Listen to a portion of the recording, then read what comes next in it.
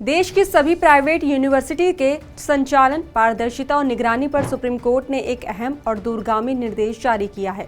Amethi university से जुड़े एक मामले की सुनवाई के दौरान सुप्रीम कोर्ट ने केंद्र सरकार, सभी राज्य सरकारों, केंद्र शासित प्रदेशों और यूनिवर्सिटीज ग्रांट्स कमीशन से ये स्पष्ट रूप से बताने को कहा है कि भारत में तेजी से बढ़ती प्राइवेट यूनिवर्सिटीज की स्थापना कैसे हो रही है, उन्हें किस कानूनी आधार पर अनुमति मिलती है और इन संस्थानों पर निगरानी और नियंत्रण किस तरह लागू किया जाता है। दरअसल जस्टिस एहसानुद्दीन अमानुल्लाह और जस्टिस एनवी अंजारिया की 2 न्यायाधीशों वाली पीठ ने ये निर्देश तब दिए जब अदालत ने आयशा जैन बनाम अमेठी यूनिवर्सिटी नोएडा मामले की सुनवाई हो रही थी। बेंच ने कहा कि देश भर में प्राइवेट यूनिवर्सिटीज की बाढ़ जिस गति से बढ़ रही है, उसकी व्यवस्थित समीक्षा और गहन पड़ताल ये जनहित में अत्यंत आवश्यक हो गई है। तो वहीं आपको बता दें कि ये विवाद एक 23 वर्षीय युवती आयशा जैन से जुड़ा है। याचिका में बताया गया है कि 2021 में खुशी जैन ने कानूनी प्रक्रिया का पालन करते हुए अपना नाम बदलकर आयशा जैन कर लिया। इसका गजट नोटिफिकेशन भी प्रकाशित हुआ। 2023 में उन्होंने अमेठी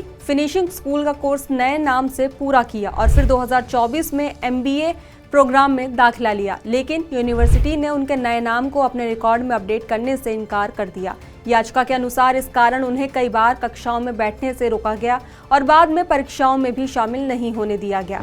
आयशा का आरोप है कि यूनिवर्सिटी ने न सिर्फ दस्तावेजों की अनदेखी की, बल्कि कुछ अधिकारियों ने उन्हें उनके मुस्लिम नाम को लेकर ताने भी मारे। उन्होंने कहा कि उन्होंने UGC और शिक्षा मंत्रालय दोनों को कई शिकायतें भेजी, लेकिन सुधार नहीं हुआ।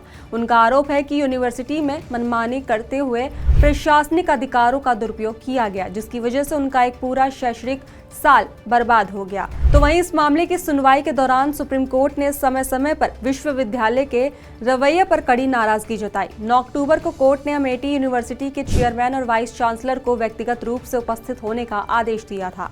14 अक्टूबर की सुनवाई में अदालत ने कहा कि विश्वविद्यालय ने अदालत के निर्देशों को मजाक में बदल दिया है।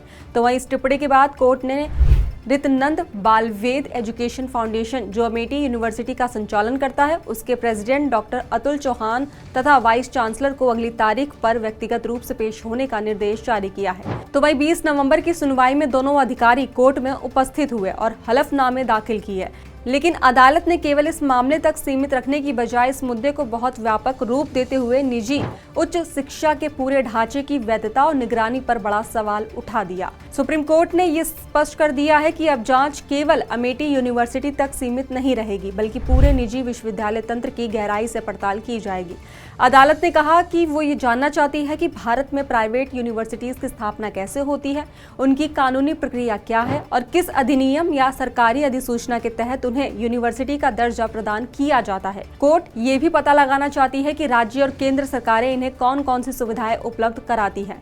क्या इन्हें सस्ती या मुफ्त जमीन दी जाती है, करों में छूट मिलती है या अन्य प्रशासनिक और वित्तीय लाभ प्रदान किए जाते हैं। साथ ही इन संस्थानों की वास्तविक मालिकाना संरचना क्या है, गवर्निंग बॉडी किस तरह गठित होती है, उसमें कौन कौन शामिल होते हैं और इन सब की निगरानी किस तरह की जाती है तथा नियमन का तंत्र कितना प्रभावी है। इन सभी पहलुओं पर पूरी और प्रामाणिक जानकारी देने के लिए सुप्रीम कोर्ट ने केंद्र सरकार, सभी राज्य सरकारों, केंद्र शासित प्रदेशों और UGC को विस्तृत हलफनामा दाखिल करने का आदेश दिया है। तो वहीं बेंच ने टिप्पणी की कि प्राइवेट यूनिवर्सिटीज की तेजी से बढ़ती संख्या कई तरह के गंभीर सवाल खड़े करती है। एक और ये संस्थान उच्च शिक्षा में महत्वपूर्ण योगदान देती है, वहीं दूसरी ओर इनके संचालन में पारदर्शिता, जवाबदेही और छात्र अधिकारों जैसे मुद्दे लगातार सामने आते रहे हैं। तो वहीं अदालत ने यह भी कहा कि आवश्यक है कि देश ये जाने कि इन विश्वविद्यालयों को कैसे स्थापित किया जाता है, कैसे चलाया जाता है और किन सरकारी मदद से वे लाभान्वित होते हैं। अदालत ने संकेत दिया कि प्राइवेट यूनिवर्सिटीज की संरचना का पूर्ण ऑडिट जैसी जानकारी भी आवश्यक हो सकती है। तो वहीं अब देखा जाए तो ये मामला केवल अवमानना या एक छात्र के रिकॉर्ड अपडेट न करने की शिकायत भर नहीं रह गया है। सुप्रीम कोर्ट ने इसे निजी शिक्षा व्यवस्था की व्यापक समीक्षा में बदल दिया है। इसके बाद अदालत की अगली सुनवाई 8 जनवरी 2026 को निर्धारित की गई है, जब सरकारी और UGC अपने अपने विस्तृत जवाब पेश करेंगे। खैर, इस खबर पर आपका क्या कहना है, हमें कमेंट बॉक्स में जरूर बताएं। फिलहाल खबरों में बस इतना ही। बाकी देश और दुनिया की तमाम खबरों के लिए देखते रहिए दी एज।